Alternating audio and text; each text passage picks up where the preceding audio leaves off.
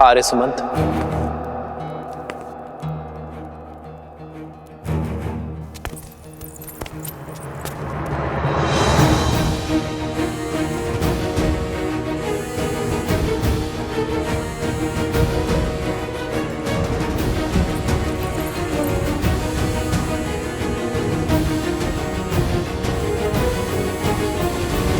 ये स्त्रियां आप ही की पत्नियां हैं ना? आप ही के घरों की स्त्रियां हैं ना? मैं आज तक यही सोचता था कि जिन परिवारों तक राज्य की शासन व्यवस्था और सुविधाएं नहीं पहुंची है, जो परिवार पिछड़ गए हैं, जो निर्धन है, केवल उन्हीं परिवारों में स्त्री और पुरुष के बीच भेदभाव की समस्या है। केवल वही स्त्रियों को सम्मान नहीं मिलता। परंतु जब मेरे कहने पर आर्य सुमंत ने सत्य का पता लगाया तो यह पता चला कि सबसे अधिक अज्ञानता और असमानता उच्च कहलाने वाले परिवारों में है। यदि समस्त अयोध्या पवित्र होने निकली है तो अयोध्या का कोना कोना पवित्र होगा।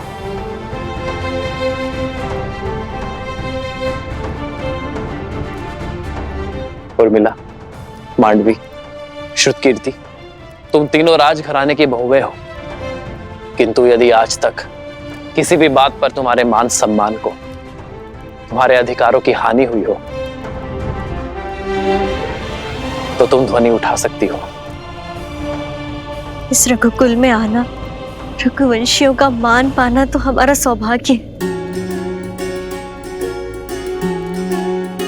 ये समाज हो या संसार, उसका विकास तभी संभव है जब स्त्री और पुरुष एक दूसरे का सम्मान करें, जब स्त्री और पुरुष एक दूसरे के बिना अधूरे समझे जाएं।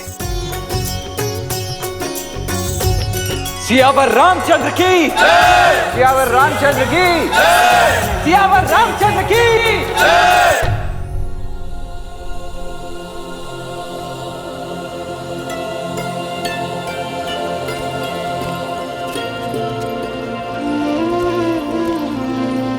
भैया, लव भैया,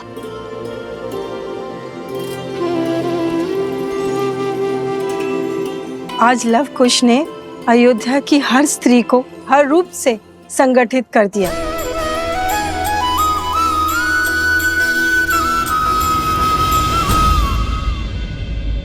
अरे शीघ्र फूल दो, मुझे पूजा करनी है। अरे पहले हमें दे दो, घर का कार्य समाप्त करके व्यापार के लिए निकलना है।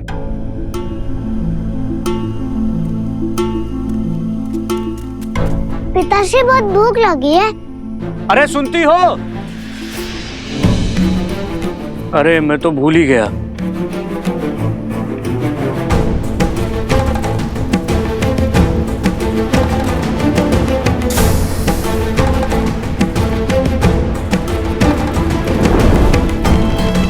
अब करो सभी कार्य स्वयं। प्रतिदिन स्त्रियां कितना कष्ट उठाती हैं, तुम लोगों को अब ज्ञात होगा।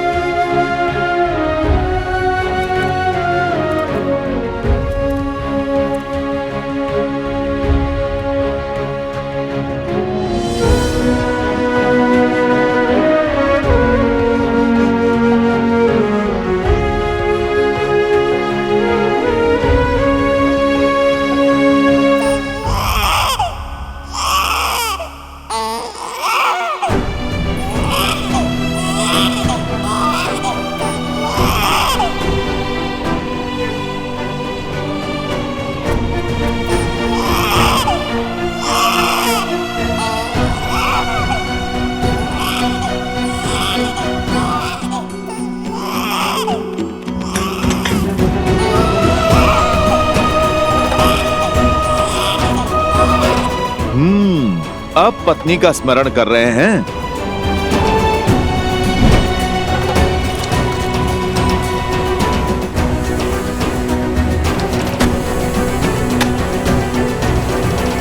भूख लगी है पिताश्री।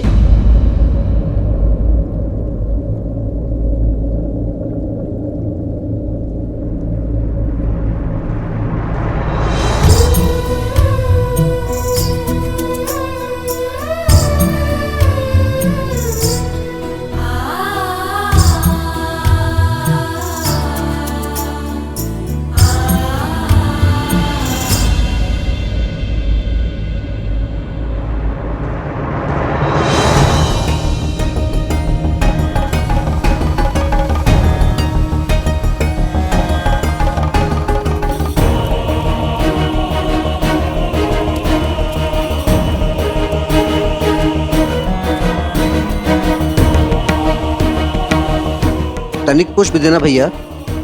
आज अवकाश है, कल लेना।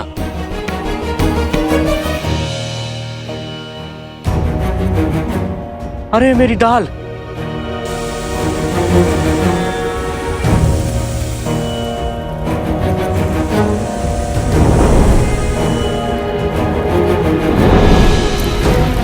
अग्नि! अग्नि!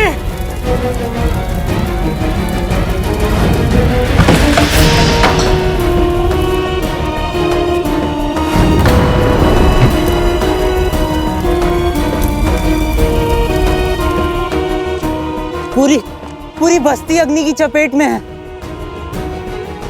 इनके पति भीतर फंस गए हैं। क्या?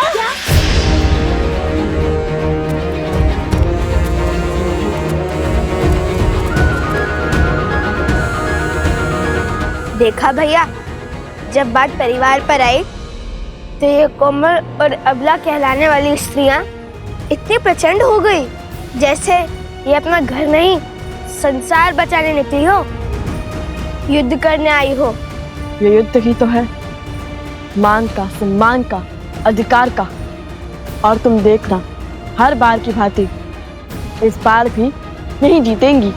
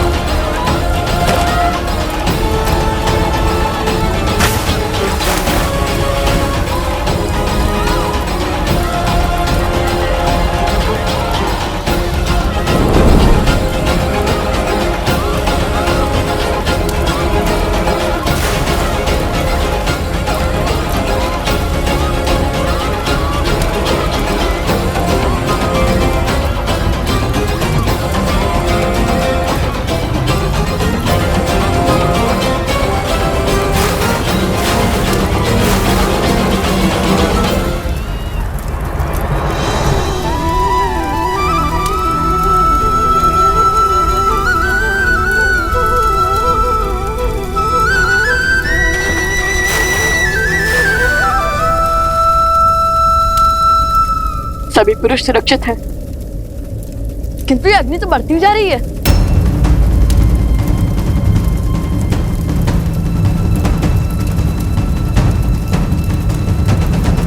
जय श्री राम, जय श्री राम, जय श्री राम।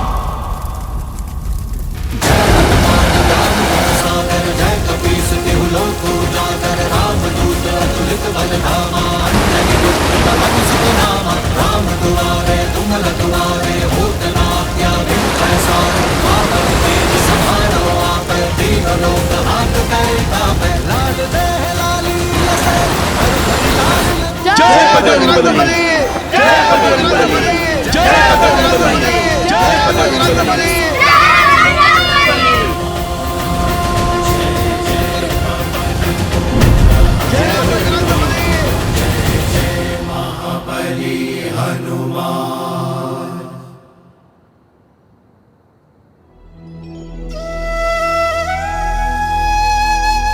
सम्मान के इस युद्ध में एक सत्य कहना चाहता हूं। अगर यही आंच इन स्त्रियों पर आई हुई होती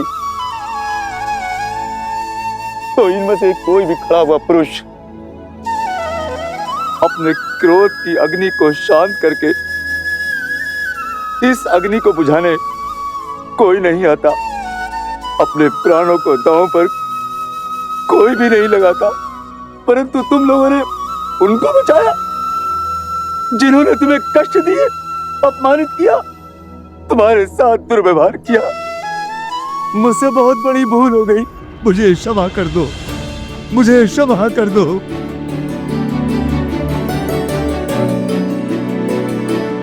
मुझे क्षमा कर दो, हमें क्षमा कर दो, क्षमा कर दो। नहीं नहीं, आपका स्थान यहाँ नहीं, हमारे हृदय में है। हमारा सिंदूर बनकर माथे पे चमकना है। आप तो हमारा बल है। आपको यूं निर्बल धरा पर हम नहीं देख सकते। हमें तो बस हाथ से सम्मान चाहिए, साथ चलने का अधिकार चाहिए।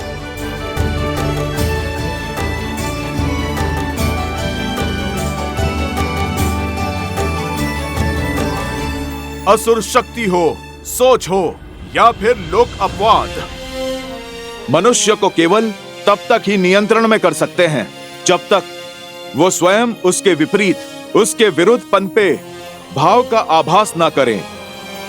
मन के कोने में छिपा एक छोटा सा द्वेष का भाव, जो वैसे तो व्यर्थ लगता है, कई बार असुर शक्तियों के बहकावे में आकर लोक अपराध की आंधी में बहकर धीरे धीरे बढ़ता जाता है और उसका अंधकार मन की सभ्यता के प्रकाश पर हावी हो जाता है। आज लवकुश ने तुम सबको वो आभास करवाया जो स्त्रियां प्रतिदिन सहती हैं। उनकी योजना ने तुम्हारे भीतर छिपी भलाई को जगाया है और उस सुखता के प्रकाश ने तुम्हारे ऊपर छाए हुए अंधकार का अंत किया है।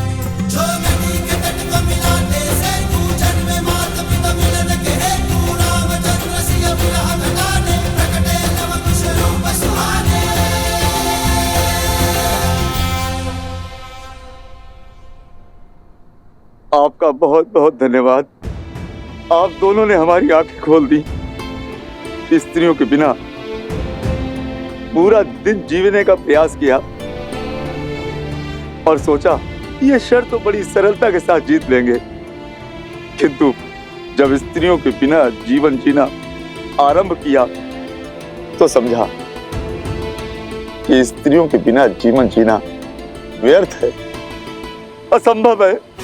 मुझे क्षमा कर दीजिए, मुझे क्षमा कर दीजिए।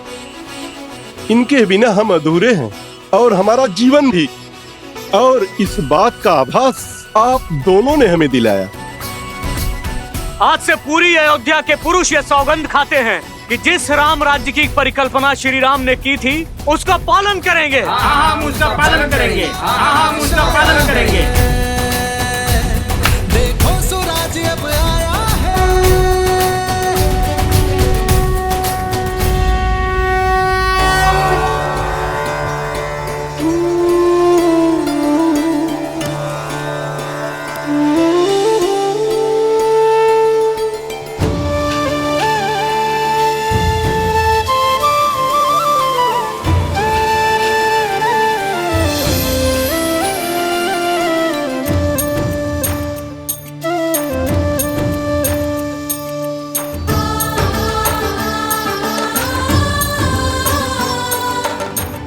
ये तो अत्यंत शुभ संकेत है। हाँ गुरु माँ, लगता है लवकुश अपने लक्ष्य में सफल हो रहे हैं। तभी तो एक के बाद एक ऐसी सुखद अनुभूतियां और ऐसे शुभ संकेत मिल रहे हैं।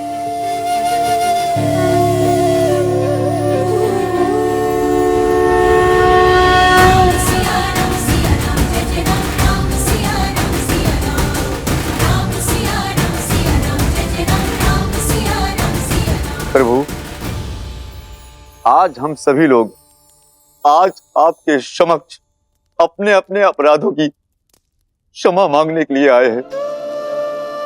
आज तक हमने जो स्त्रियों के साथ में व्यवहार किया, उन्हें तुच्छ समझकर उनके साथ जो पाप किए हैं, उन सभी अपराधों के लिए हमें क्षमा कर दीजिए प्रभु।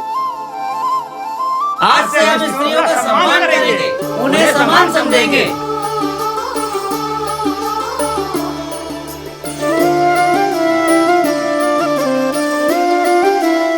शीघ्र ही समय आएगा जब अयोध्या से हर मलिनता नष्ट हो जाएगी, जब हमारी संतान के लिए यहाँ आना शुभ होगा।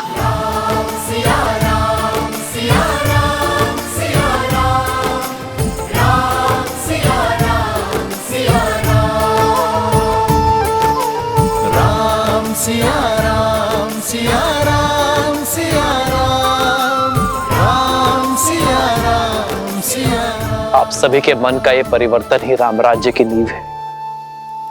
अधर्म और अन्याय का पथ छोड़ धर्म के पथ पर चलने का संकल्प सबसे बड़ा प्रयास है।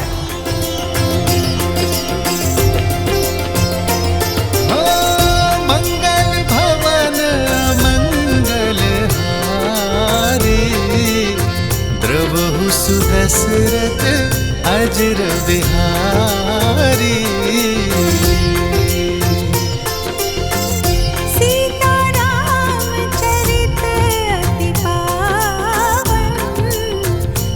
आयुष्मान भव। समाज की बड़ी पीढ़ी ये प्रयास करती है कि आने वाली पीढ़ी के संस्कारों में परिवर्तन ना हो, किंतु जब नई पीढ़ी अपने संस्कारों की रक्षा के लिए पुरानी पीढ़ी से द्वंद्व करे तो समाज में शुभ परिवर्तन आता है।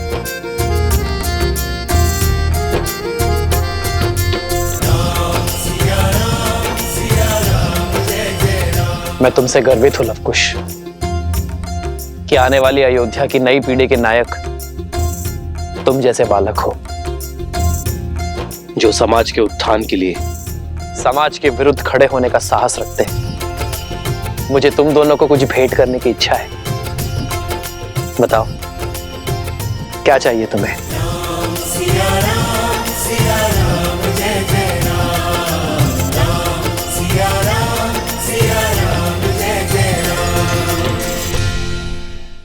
हमारे यहाँ आने का केवल एक उद्देश्य पूर्ण हुआ है, दूसरा उद्देश्य अभी शेष है। क्या है दूसरा उद्देश्य?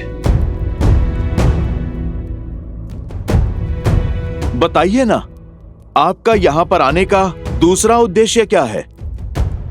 उद्देश्य का वृक्ष विश्वास के जल से सींचा जाता है और प्रभु श्री राम, आपको हम पर तनिक सा विश्वास तो हो ही गया होगा ना, तो उसी विश्वास को थामकर एक बार पुनः कर दीजिए, फिर अपनी इच्छा कहेंगे नहीं, साक्षात दिखा देंगे आपको। जब पिछली बार तुम दोनों से मिला था, तुम्हारे मन में कई प्रश्न और हाथ में धनुष थे, किंतु इस बार तुम्हारे हाथ में वीणा और मन में जो भाव है उसे समझने के लिए कल तक की प्रतीक्षा करनी होगी।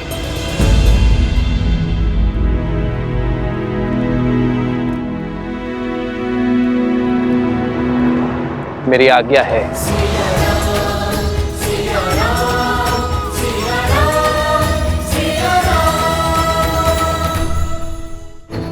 राम की मर्यादा और सीता का समर्पण है उनके पुत्रों में,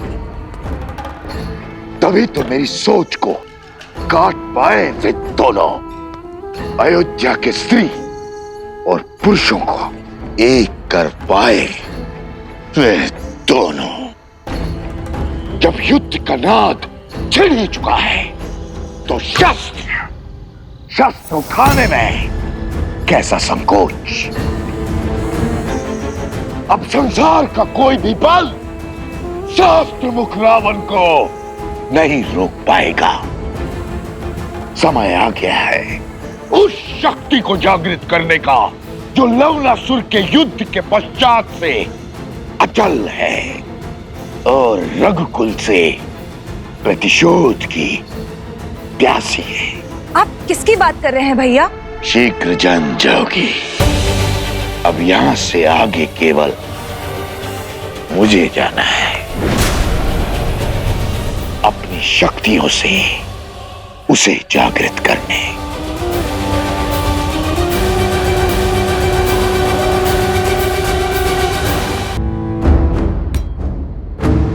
शीघ्र ही राम के जीवन का सबसे दुखद अध्याय आरंभ होगा। अयोध्या का ध्वज मेरे चरणों में होगा।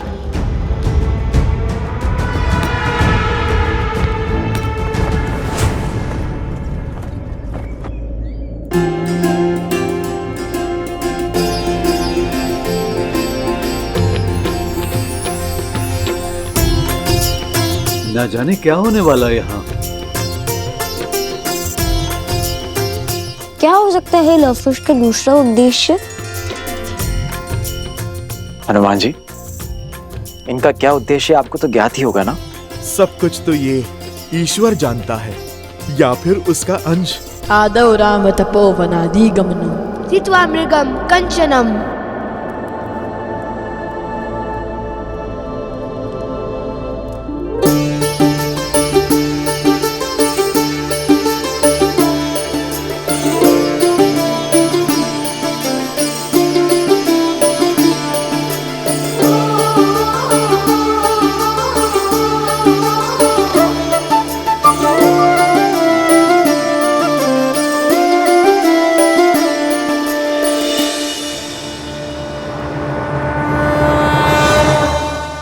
वैदेहरणम जटायु मरणम सुग्रीव संभष्णम।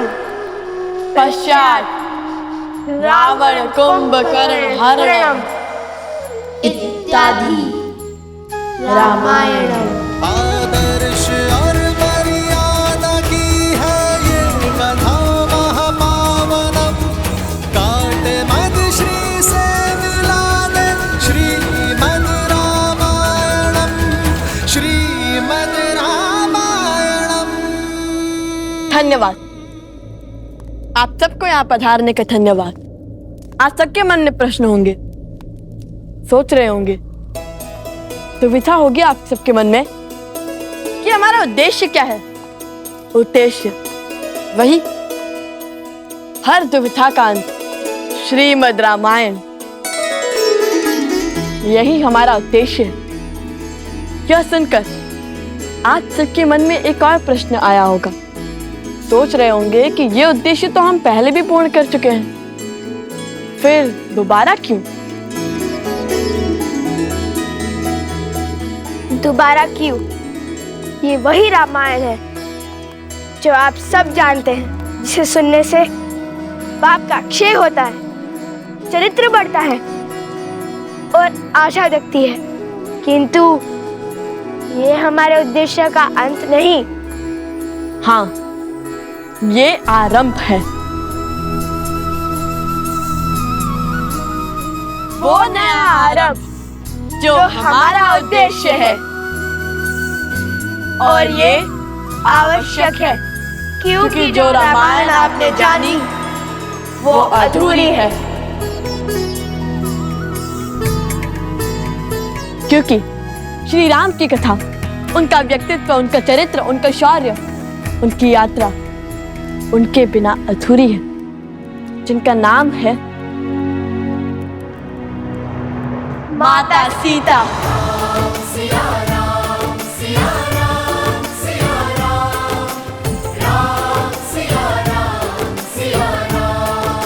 हमारा उद्देश्य था रामायण की संपूर्णता, और आज हम वही करने जा रहे हैं जो रामायण को संपूर्ण करेगी। सीतायन।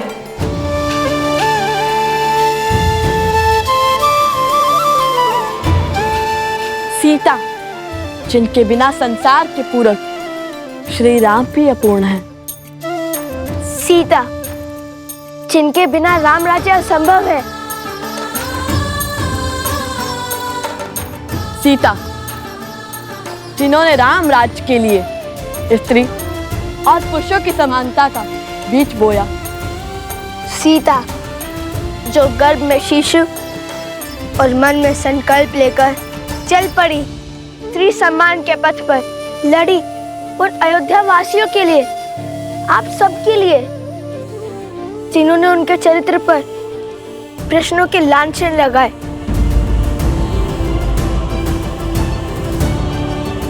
आज उन्हीं का त्याग, उन्हीं की पीड़ा, उन्हीं का शौर्य हम बताएंगे, क्योंकि उनकी कथा के बिना रामायण में न करुणा है, ना लक्ष्य, ना उद्देश्य और ना जन जागरण।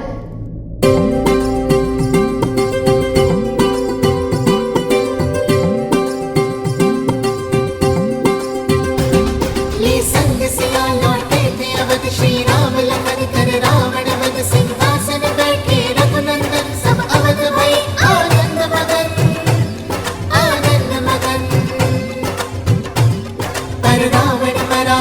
सोच मरी अवध जनन मन होए मलन सीता के नाम कटेता ना बस कृष्ण कहे बड़ शब्द कठिन बड़ शब्द कठिन। मैं राम नहीं हूँ जो महीनों रावण के घर से आई हुई सीता को अपना लूंगा। घर से दूर किसी अनजान के साथ रात्रि बिताकर आई पत्नी को लौटा लूंगा। मैं मर्यादा पुरुषोत्तम राम नहीं हूँ। मेरा जन्म दिव्य प्रसाद में नहीं हुआ है। मैं ऐसी स्त्री को नहीं अपनाऊंगा जो किसी अन्य पुरुष के साथ रहकर आई हो। जीते जी रावण का जो दाव न जीत सका, राम सिया के संबंध को न बेच सका।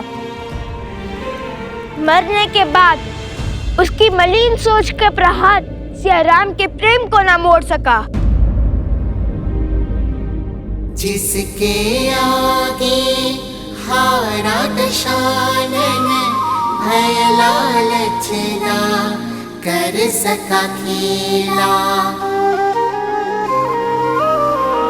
तिनके को बना कवच अस्तित्व का वार पाप का जिसने झेला।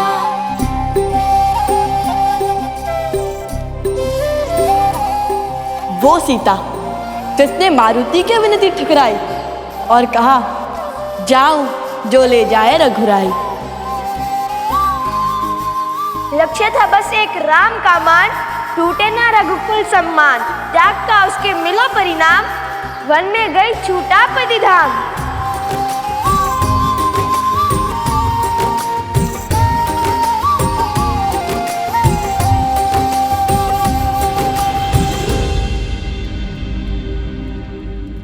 जिसकी अग्नि परीक्षा पर नतमस्तक सारे देव हुए, चरित्र पर लेके उसकी शंका अवध के सभी सिर खड़े हुए। फिर करने पूरा स्वप्न राम राज्य का, सिया राम ने सहा विहा का दंश।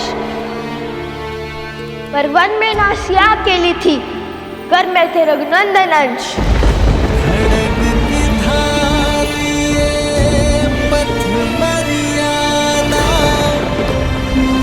चलते जग हित रघुनंदन। हर पीड़ा हर दंश को सहकर राम की रानी भई सन्यासी। वही जन्मी संतान राम की, परिचय खोकर किया धर्म पालन। राम के अंश को राम बनाया, राम का आदर करना सिखाया। तेरा मायन का उन्हें ज्ञान पूरा किया कर काव्य महान। पुत्र रहे पिता से अनजान, जाने ना बदना जाने राम। सीता बिना कहाँ राम कथा, सीता बिना कहाँ राम कथा।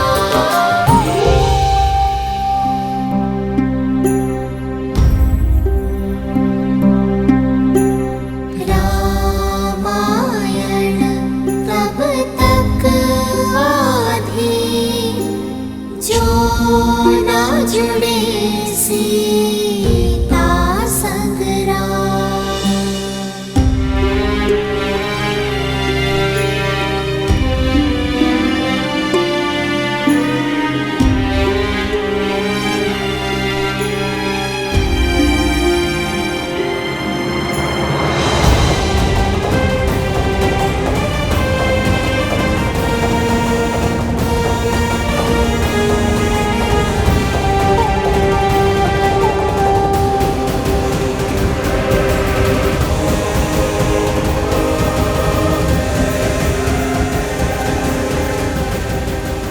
मुझे क्षमा कर दीजिए महाराज, मुझे क्षमा कर दीजिए महाराज। न जाने हमारी सोच पर किस असुरी शक्ति की माया गिर गई थी, जो स्त्रियों को तुच्छ समझने लगी थी और पुरुषों से उनको नीचे गिनती थी। उसी शक्ति के प्रभाव में आकर महाराज मैंने देवी सीता पर संदेह किया। इतना ही नहीं, मैंने उनके चरित्र पर प्रश्न चिन्ह भी उठाया महाराज। मुझे क्षमा कर दीजिए महाराज। आप जैसे शासक ना पहले कभी हुए हैं ना आगे होंगे। अपनी प्रजा की एक पुकार पर अपनी पत्नी से वियोग का निर्णय ले लिया आपने। आप साधारण नहीं है प्रभु। हम ये सत्य क्यों नहीं देख पाए, क्यों नहीं समझ पाए? हमें क्षमा कर दीजिए प्रभु। किंतु अब सत्य सम्मुख आ रहा है। देवी सीता का त्याग और समर्पण लोगों को आभास हो रहा है।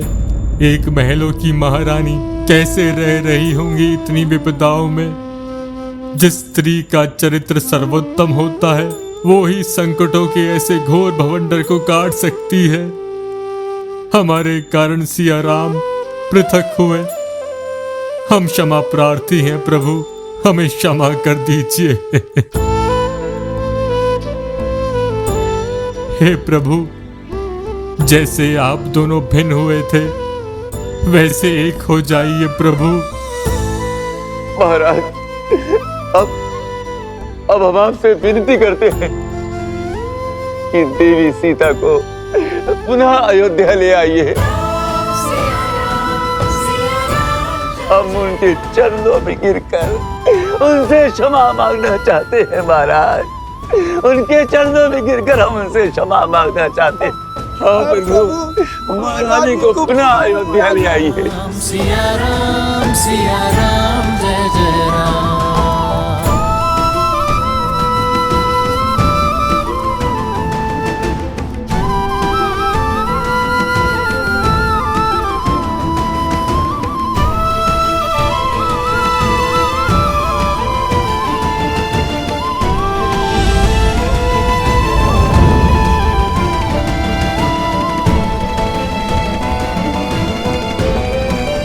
बस मत रो लवकुश।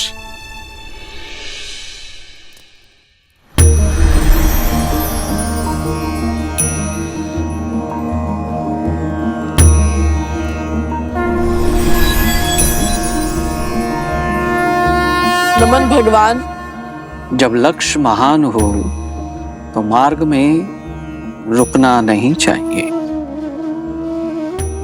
सिया राम के आयान की संपूर्ण कथा सुनाने का समय आ गया है लवकुश। जाओ, अपना परिचय दो, बताओ सबको कि तुम दोनों कौन हो। कि सीता के मान का ध्वज उठाने के लिए श्री राम के अश्वमेध के ध्वज का मार्ग रोकने वाले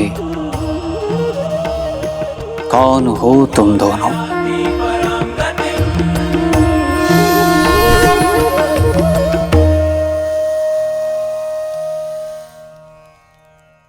धन्य है त्रिकालदर्शी भगवान वाल्मीकि।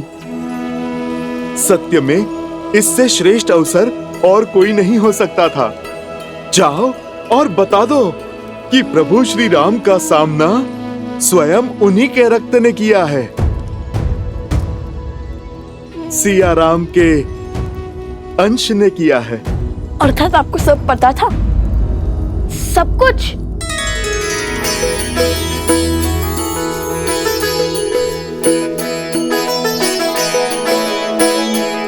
मैं तो बस सेवक हूँ प्रभु श्री राम का, और वो काज मैं कभी भी नहीं होने दूंगा जो मेरे प्रभु श्री राम और उनके परिवार के विरुद्ध जाए। जो सत्य तब ना समझा वो अब समझ आया है कि क्यों भगवान वाल्मीकि ने मुझे आज ही के दिन तक चुप रहने के लिए कहा था। मुझे क्यों रोके थे वो? क्योंकि रामायण को संपूर्ण होने के लिए माता सीता का होना आवश्यक था, और माता के अयोध्या आने का शंखनाद तो अब हुआ है। अब बताइए, अयोध्या के कुल के वंशज इस कार्य को कैसे आगे ले जाएंगे और कैसे इसे संपूर्ण करेंगे?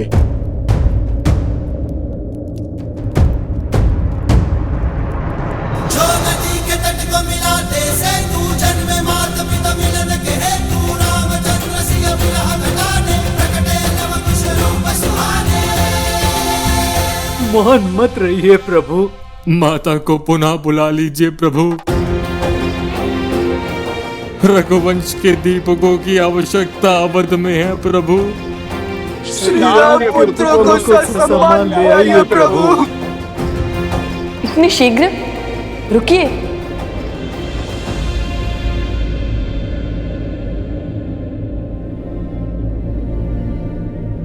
अभी सीतायन समाप्त नहीं हुआ है। उनके पुत्रों की कथा तो सुनिए।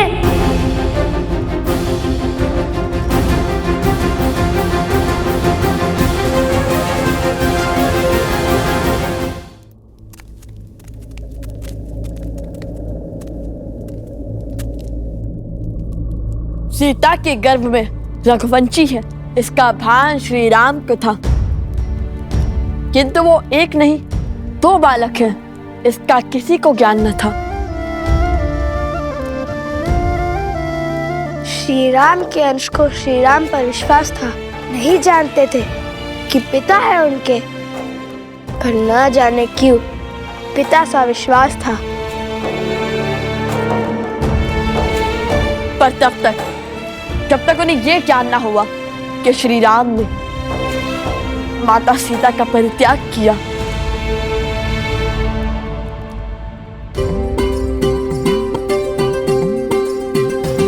जब जानी सीता की पीड़ा, भक्ति को संशय ने घेरा, पढ़कर बैठे सिया राम मिलन का, शंख युद्ध का था भूखा।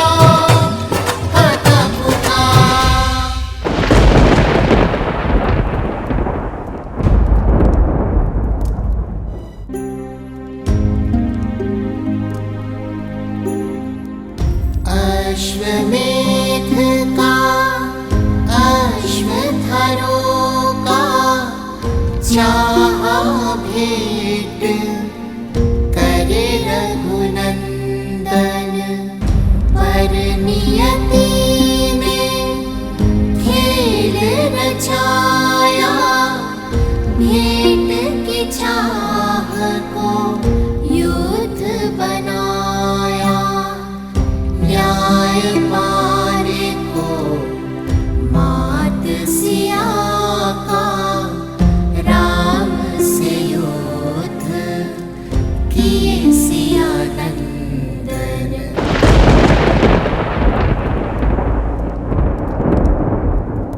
हो पूरी ये रामायण,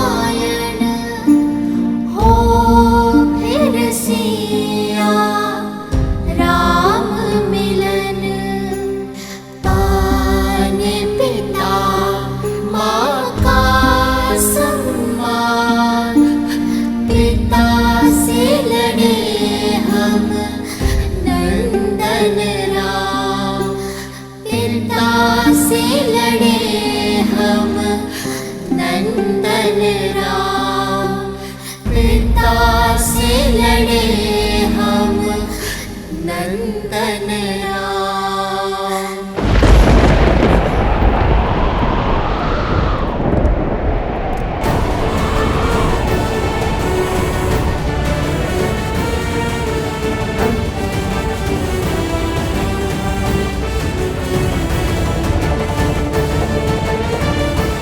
प्रभु, स्वयं भगवान वाल्मीकि ने ये सत्य उजागर किया है। लवकुश सिया राम के पुत्र हैं।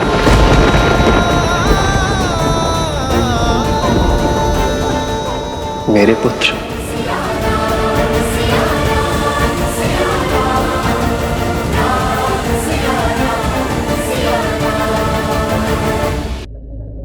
मेरे पुत्र?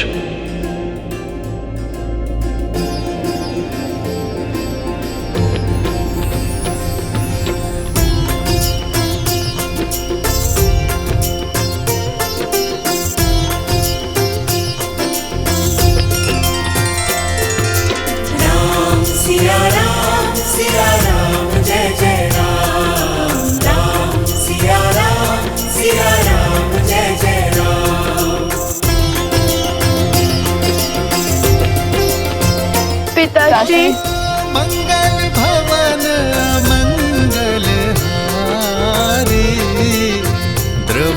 सुदशरथ मेरे पुत्र हो।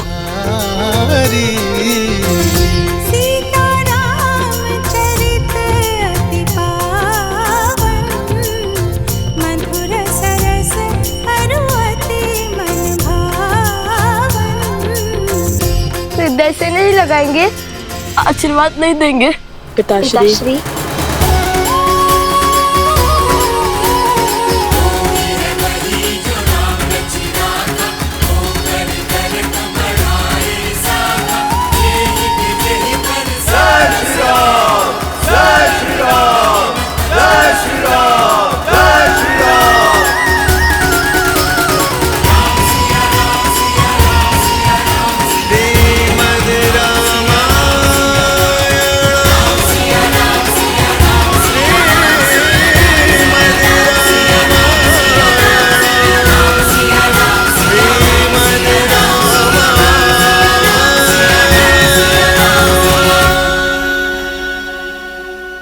कैसे नहीं पहचान पाया मैं, कैसे नहीं पहचान पाया मैं रघुकुल के वंशज को, कैसे नहीं पहचान पाया अपने ही अंश को।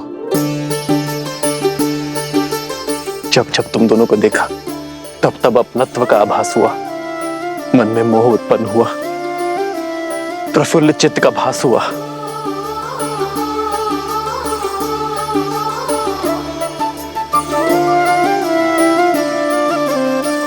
इस लड्डू के स्वाद ने किसी अपने का स्मरण करवा दिया।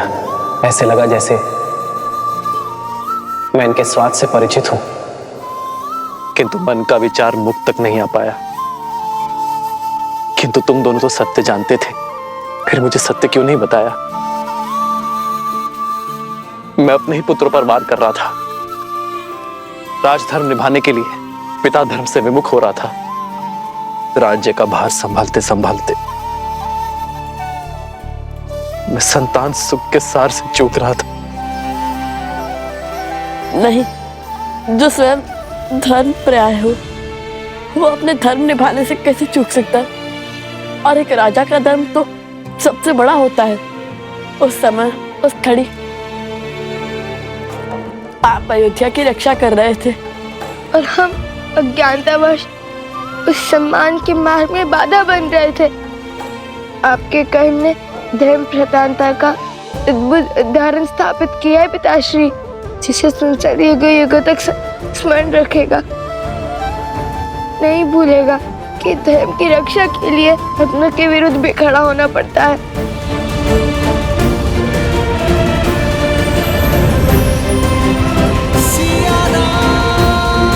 आपकी वह धरोहर हमारे पास रह गई थी, इसी के कारण हमें सत्य का पता चला।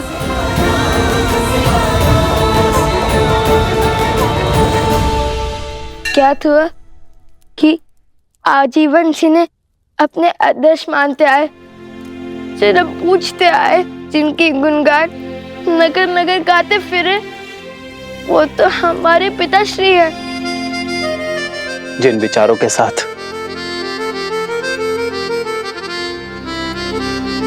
जिन संस्कारों के साथ तुम दोनों बड़े हुए हो, मुझे हर्ष से भर दिया तुम दोनों ने। मुझे मेरे पुत्रों पर गर्व है। प्रभु, मैं भी आपसे क्षमा चाहता हूं। प्रभु, मुझे सत्य का ज्ञान था और मैं जानता था कि लवकुश आप ही के पुत्र हैं प्रभु।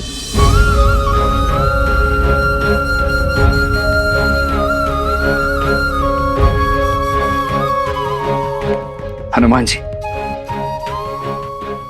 यदि आपको ये सब पहले से ही ज्ञात था तो आपने हम लोगों को बताया क्यों नहीं? ये कठिनाई, ये संघर्ष, द्वंद्व, ये होता ही नहीं। मैं अपने भतीजों पर कभी अस्त्र चलाता ही नहीं।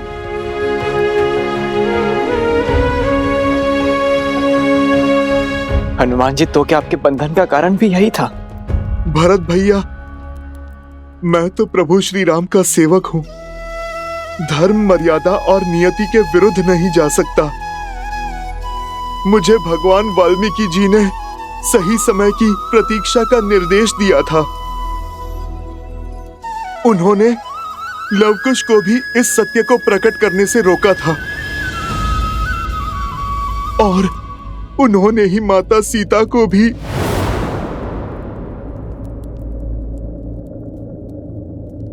हनुमान, तुम सीता से मिले थे? हाँ प्रभु, मैं माता से मिला था। कैसी है वो? प्रभु अपने प्राणों से दूर होकर कैसी होंगी? बस माता दुविधाओं से बंधी अपना वचन निभा रही हैं। और अब देखिए, इतने संघर्षों के बाद आज सब सही हो गया। और प्रभु, राम राज्य की कल्पना सत्य हो गई। प्रभु, आप बस अब आज्ञा दे दीजिए कि हम माता को पुनः अपनी अयोध्या अपने घर ला सके। प्रभु, हाँ प्रभु, आज्ञा दीजिए, हम माता सीता से क्षमा मांगेंगे। हाँ प्रभु, माता सीता को बुलाइए। हाँ जय पिताजी, आज्ञा दीजिए ना। आज्ञा दे दीजिए ना भैया। इतने वर्षों से जिस ग्लानि का बोझ मन में दबाए बैठा था, उसे अब हल्का करने का समय आ चुका है। मेरी भाभी माँ सीता को वन में अकेले छोड़कर आने का जो दंश मुझ पर लगा, उस लांछन को मिटाने का समय आ गया है भैया। हमारे परिवार को पूरा करने का आज्ञा दे दीजिए भैया। हाँ भैया, आज्ञा दे दीजिए ना। प्रभु, अब केवल बस आपकी आज्ञा की प्रतीक्षा है। फिर माता का यह पुत्र स्वयं जाकर अपनी माता को प्रभु श्री राम से मिलन का समाचार देगा और माता को यह बताएगा कि पूरी अयोध्या उनकी प्रतीक्षा कर रही है। प्रभु,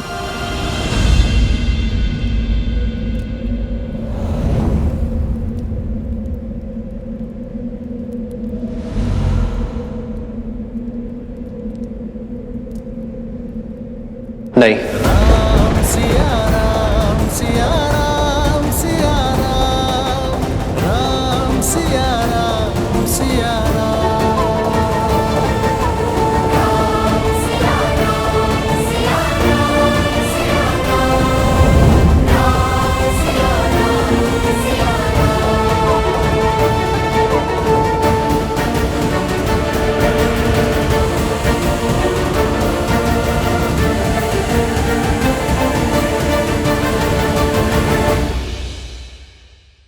अब तक सब कुछ ठीक हो गया है। भगवान वाल्मीकि का आशीर्वाद भी प्रभु श्री राम के साथ है। फिर भी पिताश्री ने माता को यहाँ लाने से क्यों रोक दिया? इतना अच्छा अवसर क्यों गवा दिया?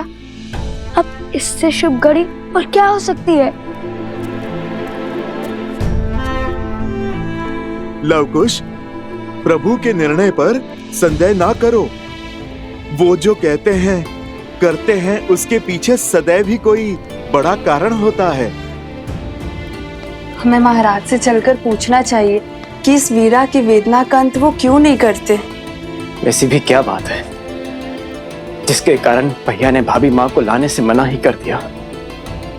अब किस घड़ी की प्रतीक्षा में है भैया?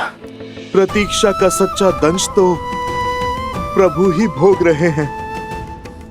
क्षण क्षण माता की स्मृतियों में घुल रहे हैं।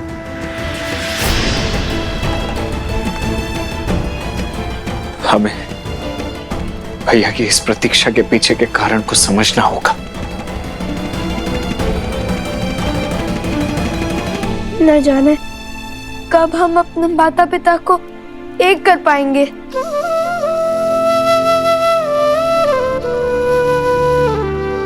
जब तक प्रभु के अनुसार उचित समय नहीं आ जाता।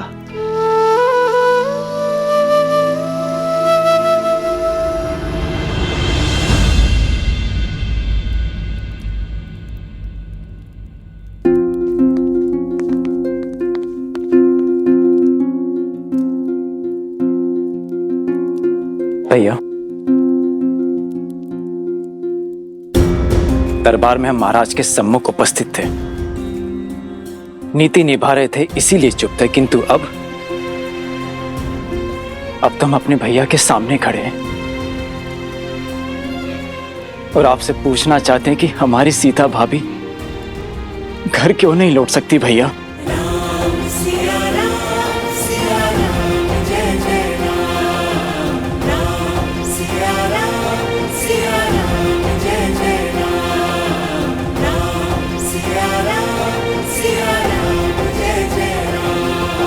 हम सब इतने वर्षों से उनकी प्रतीक्षा कर रहे हैं। ये राज्य, ये महल, ये परिवार, ये सब कुछ भाभी माँ के बिना सुना है भैया। इतने वर्षों के वियोग का अंत कर क्यों नहीं देते आप? क्या कारण है कि अब भी आप भाभी माँ को लौटने नहीं दे रहे हैं भैया?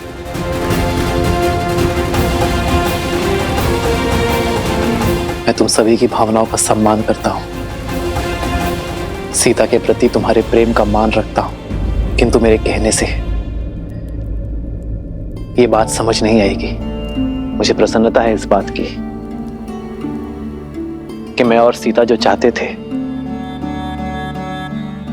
जिस राम राज्य की कल्पना को हम साकार करना चाहते थे, अयोध्या वासियों ने उस कल्पना को सार्थक और साकार दोनों किया है। परंतु मेरी दृष्टि में मेरे और सीता के मिलन के लिए अब भी समय है।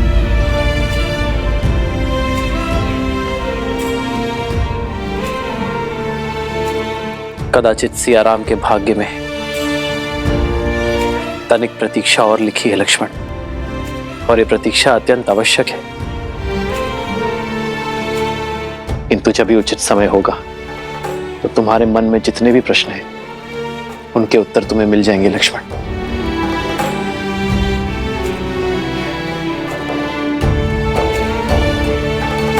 मेरे निर्णय का कारण तुम जान जाओगे।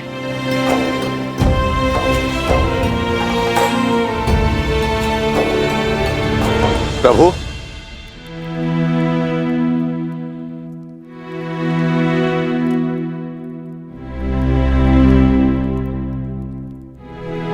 राज अनुज शत्रुघ्न अश्वमेध यज्ञ का अश्व लेकर लौट आए हैं। लक्ष्मण, भरत, देखो कितना शुभ दिवस है आज का। तुम दोनों अश्वमेध यज्ञ को पूर्ण करने की तैयारी करो। जाओ। जो आज्ञा भैया।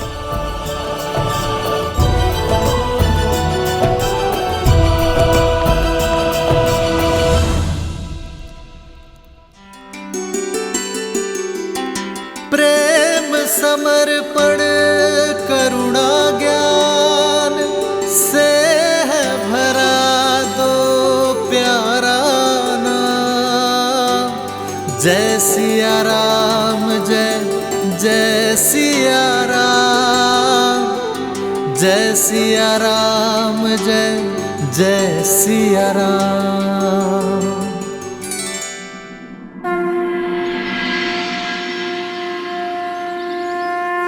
ओम अपवित्रो पवित्रो वा सर्वावस्थां गतोऽपि वा यात्मे त्रिपुण्ड्रीकाक्षां साव्याभ्यां तराः शुचि।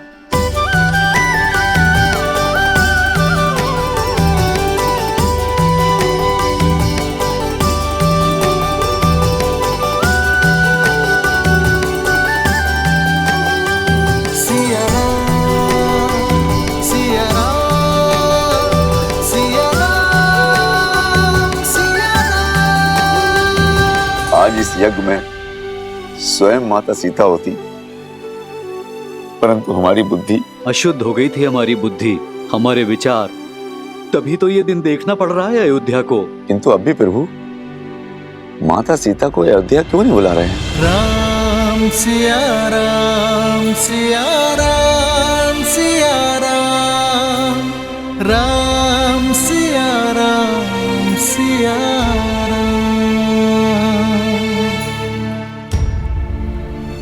आर्य, मैं जानती हूँ आज आपके लिए, हमारी अयोध्या के लिए कितना शुभ है।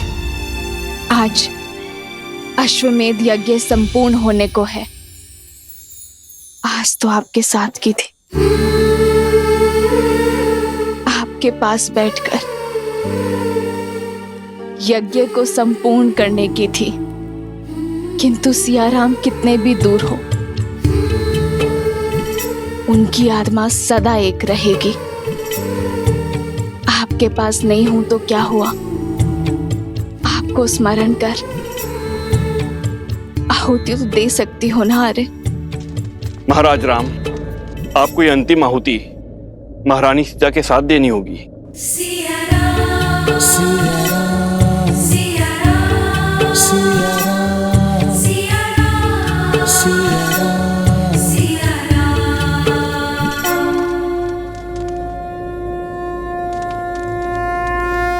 हे ब्रह्मदेव, आज आपकी कृपा से सीता की इस मुहूर्त ने मंत्रोच्चार किया है। अब अश्वमेध यज्ञ की इस अंतिम आहुति को भी फलीभूत कर दीजिए। हे ब्रह्मदेव, यदि मैंने सच्चे हृदय से अपने परिवार, अपने राज्य का भला चाहा है, तो आज अश्वमेध यज्ञ की पूर्ति में कोई बाधा ना आए।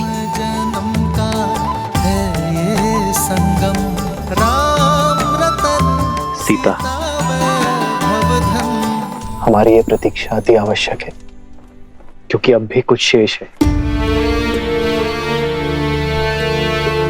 ये शांति, ये शुभता मन में संदेह उत्पन्न कर रही है सीते, कि कहीं कुछ अशुभ ना हो जाए।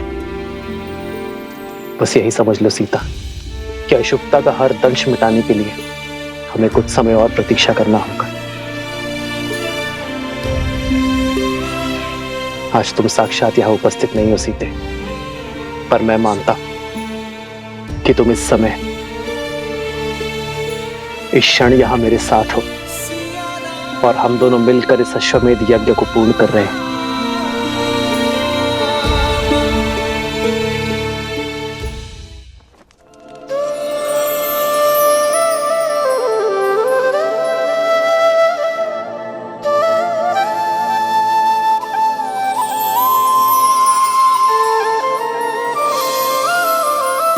सीता को रखते हृदय रघुराई, पूर्ण राम को करने आई। राम है लोचन सीता दृष्टि, राम है बादल सीता वृष्टि।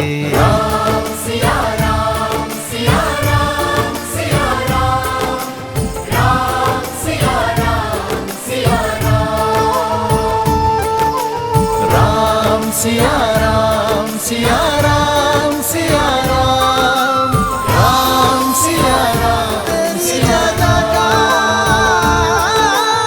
जयकार, सिया राम की जय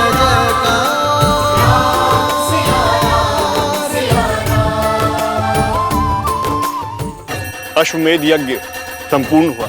जय श्री राम, जय श्री राम, जय श्री राम, जय श्री राम, जय श्री राम, जय श्री राम, जय श्री राम, जय श्री राम।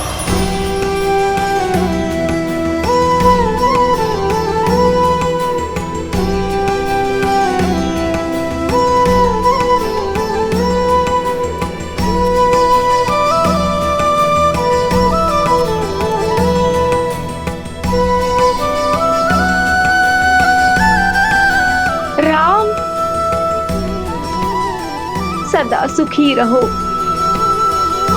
आयुष्मान भव।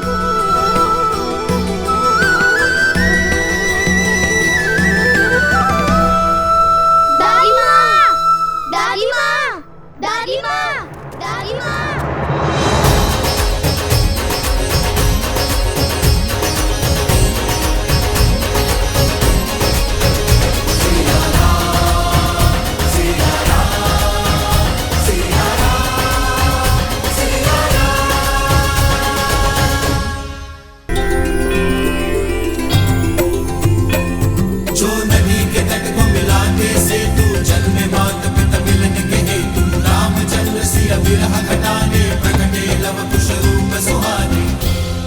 सिया राम के पुत्र लवकुश का नमन स्वीकार करे दादी माँ।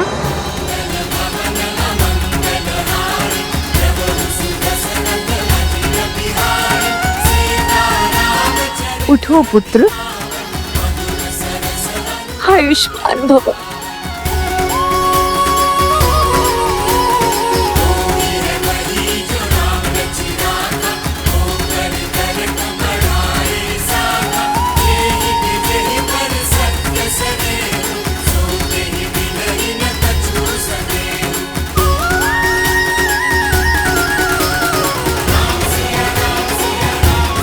आज तुमने हमें तृप्त कर दिया राम, हमें इतने सुंदर पुत्रों का सुख दिया, किंतु ये तृप्ति अधूरी है। मेरी सीता कहाँ है?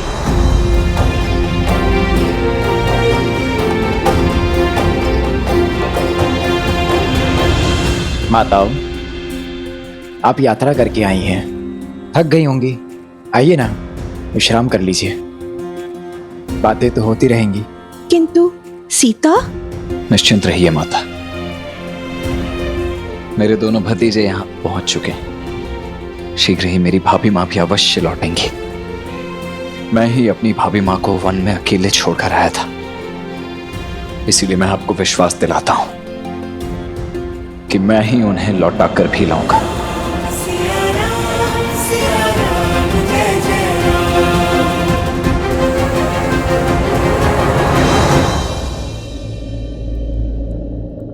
देखो, यदि तुम दोनों नहीं तो हम करेंगे ज्येष्ठ पिताश्री से बात। हाँ, प्रतीक्षा की भी कोई सीमा होती है। और तुम लोग कैसे मान गए लवकुश? बताओ लवकुश। सिया राम को मिलाने के लिए तुमने अपने आराध्य से युद्ध किया, अश्वमेध के अश्व को रोका, राम भक्त हनुमान को बांधा। अब उनसे ये पूछने का साहस नहीं जुटा पा रहे हो कि प्रतीक्षा की परीक्षा इतनी लंबी क्यों है? अब तो तुम्हें अपने प्रश्नों का और तीव्रता से प्रहार करना चाहिए। अब तो तुम्हारी दादी माताओं की शक्ति भी तुम्हारे साथ जुड़ गई है। कैसे कैसे दादी माँ, कैसे प्रश्न करें उनसे? अब तक भक्त बनकर हमने माता सीता का अधिकार मांगा, किंतु अभी अभी तो हम इस घर का, अयोध्या का, इस परिवार का अंग बने हैं। मैं समझ गई। महाराज से भेंट करने में संकोच हो रहा है तुम दोनों को। हाँ, मैं तुम्हें बताती हूँ राम से कैसे मिलना है।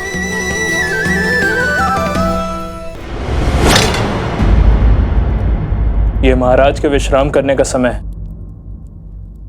दादी माँ ने क्या कहा था सुनना ना? मैं बताती हूँ। अभी अभी तुमने कहा कि तुम उनके पुत्र हो। पुत्र की भांति अगर उनसे प्रश्न करोगे तो संकोच होगा, किंतु प्रजा की भांति तुम महाराज से प्रश्न करोगे तो? महाराज का विश्राम स्मरण है, किंतु उनका वचन नहीं। क्या कहा था उन्होंने? यदि उनकी प्रजा को मन में कोई प्रश्न है तब वो सीधा उनसे मिल सकते हैं, कहा था ना। और फिर उनकी प्रजा ही नहीं, उनके परिजन भी उनसे मिलने आए हैं। तो मिलवाओ हमें उनसे।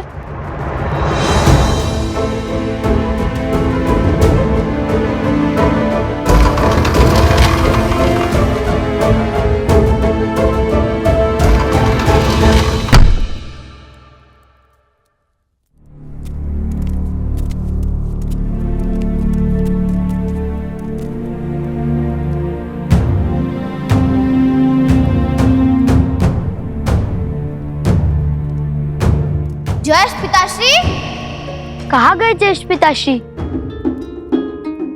सेवक! जी राजकुमार। आपने कहा था महाराज विश्राम कर रहे हैं, कहाँ गए वो? भैया,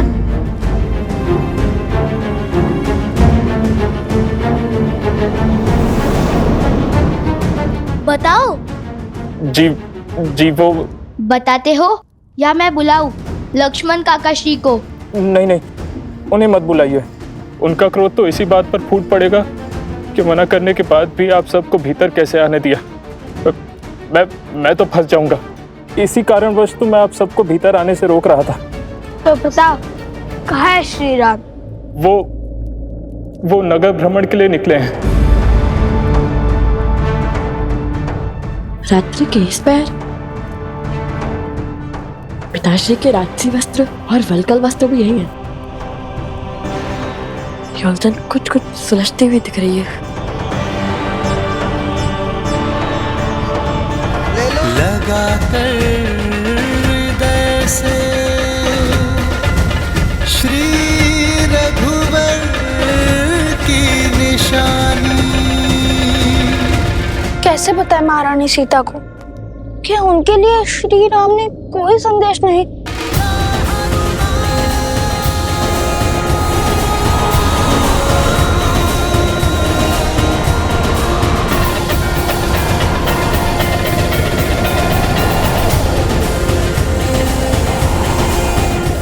कौन है ये क्या हो रहा है यहाँ?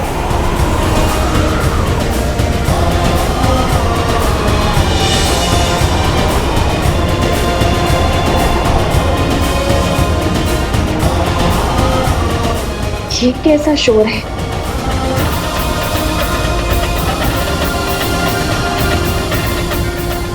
हनुमान? माता, वज्र देह दानव दलन, जय जय जय कपीसुर।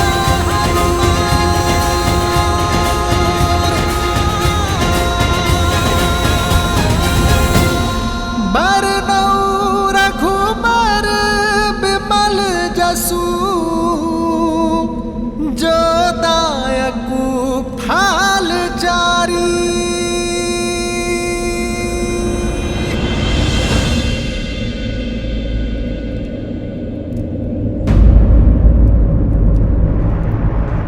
ये जन्म जन्म का है ये संगम, राम रतन सीता वैभव धन।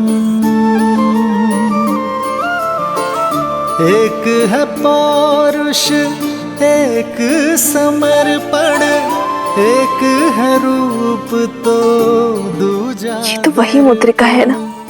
राम है लोचन सीता दृष्टि, राम है बादल सीता वृष्टि। तुम अशोक वाटिका में यही मुद्रिका लेकर आए थे ना?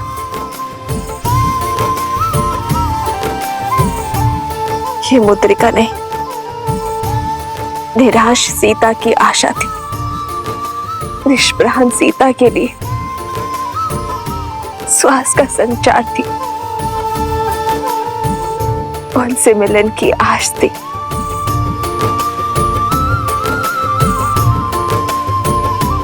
क्या आज फिर? माता, इतिहास स्वयं को दोहराता है, और भला मुझसे भाग्यशाली इस संसार में और कौन होगा जिसे तब भी राम काज संपूर्ण करने का सुख मिला था माता, और आज भी प्रभु श्री राम का संदेश लाने का सौभाग्य मिला है। माता, प्रभु श्री राम ने सागर पर सेतु रचा, पर हर बार राम सिया को मिलाने का सेतु माता ये हनुमान बना। माता, केवल प्रभु श्री राम ही नहीं, अयोध्या की संपूर्ण प्रजा भी अपनी माता के लिए पलके बिछाए बैठी है। माता, अयोध्या वासियों को अपनी भूल का आभास हो चुका है और वो आपसे क्षमा मांगना चाहते हैं। माता, आपको पुनः नगर में लाना चाहते हैं। माता,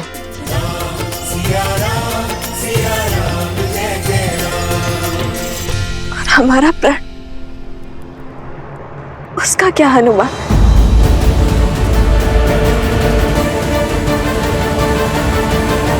क्या श्री राम ने भावनाओं में बहकर ये निर्णय लिया है? नहीं माता, प्रभु ने तो समय लिया, जांचा परखा। राम राज्य का जो स्वप्न आपने और प्रभु ने मिलकर जो देखा था, वो अब पूर्ण हो रहा है माता, और जिसमें सबसे बड़े साधन तो स्वयं सियाराम पुत्र लवकुश बने हैं माता। लवकुश? हाँ माता, अयोध्या तो बदल चुकी है। वहाँ स्त्रियों और पुरुषों को समान अधिकार मिलता है माता, और परिवार एक साथ एक शक्ति बनकर रहता है माता। माता, आपकी परीक्षा सफल हुई। लोक अपवाद और असुरी सोच की शक्ति आपके और प्रभु के समर्पण के समक्ष हार गई है माता, और आप जीत गई माता। अशोक वाटिका की भांति आपको इस आश्रम में भी मैं यही संदेश देने आया हूँ। अब शीघ्र मेरे छोटे भाई लवकुश, लक्ष्मण भैया, भरत भैया और शत्रुघ्न भैया स्वयं आएंगे आपको अयोध्या ले जाने। माता, अभी आज्ञा दीजिए, अयोध्या जाकर आपके स्वागत की तैयारी जो करनी है। एक क्षण रुको हनुमान।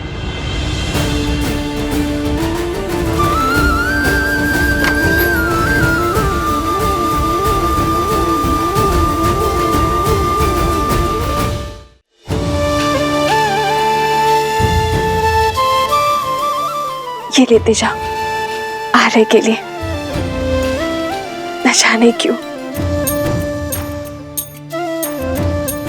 आज उनका प्रिय भोजन बनाने का मन किया। उन्हें ये खिला देना, भूलना मत।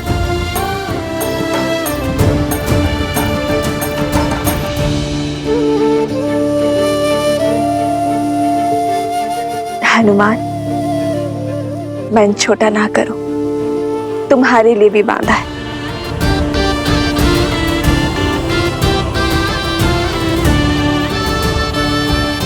माता तो सब जानती हैं। आज वर्षों पश्चात इस हनुमान की भूख तृप्त होगी माता।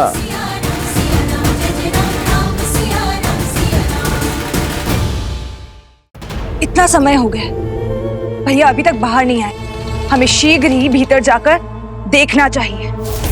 नहीं, महाराज का आदेश नहीं है। महाराज वो तुम्हारे होंगे, परंतु मेरे वो भाई हैं।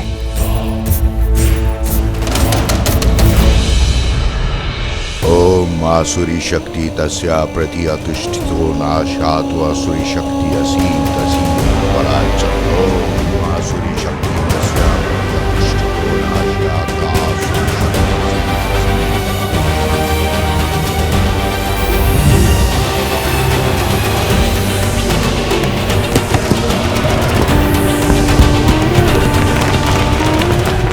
जागो, जागो, अथर्वासुर, जागो।